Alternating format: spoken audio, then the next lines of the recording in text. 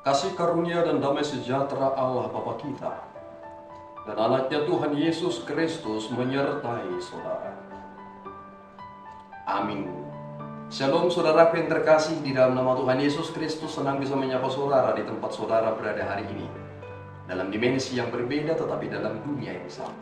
Sebagai insan yang diciptakan untuk Tuhan sebelum melakukan rangkaian aktivitas kita pada hari ini, marilah kita mengawalinya dengan mendengarkan firman.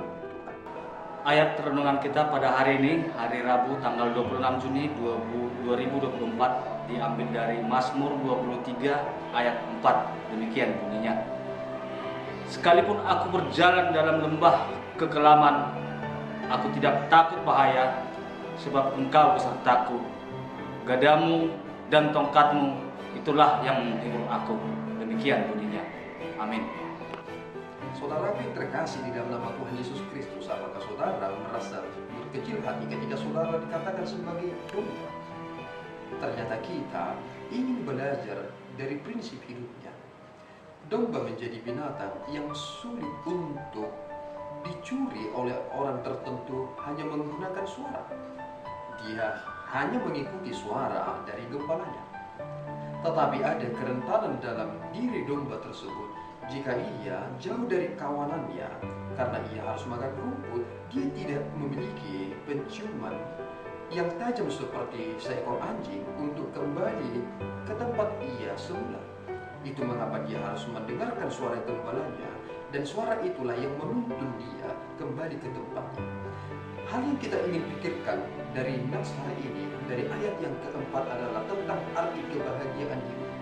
Dikatakan bahwa sekalipun aku berjalan dalam lembah kekelaman, jika kita memposisikan diri seperti seekor domba, maka lembah kekelaman itu adalah hal yang sangat mengerikan. Saudara pasti mengerti bahwasanya ada pengintai di sana sini.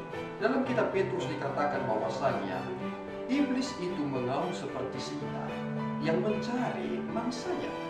Dan ternyata jiwa kita ini terancam karena iblis-iblis itu berada di sekitar kita dan mereka ingin menyesatkan kita.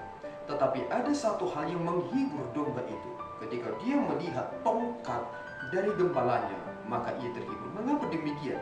Karena ada kekuatan di dalam diri gembalanya yang dapat menghalau musuh.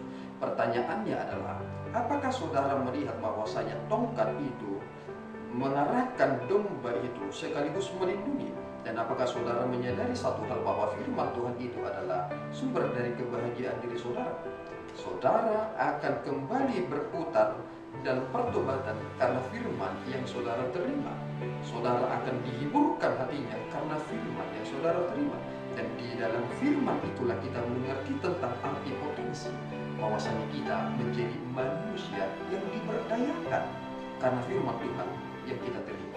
Oleh karena itu, kita harus berkata seperti yang dikatakan oleh pemazmur itu, Tuhan adalah gembalaku yang baik, takkan kekurangan aku.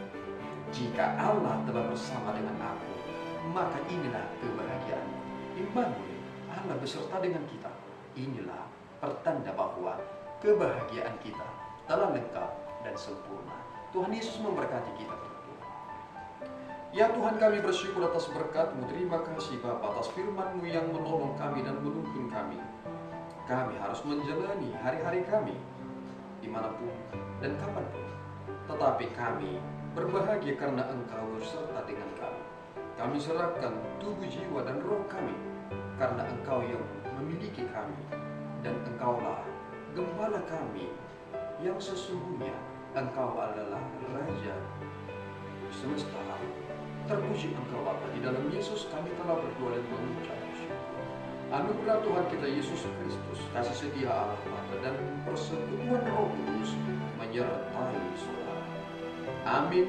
Tuhan Yesus memberkati.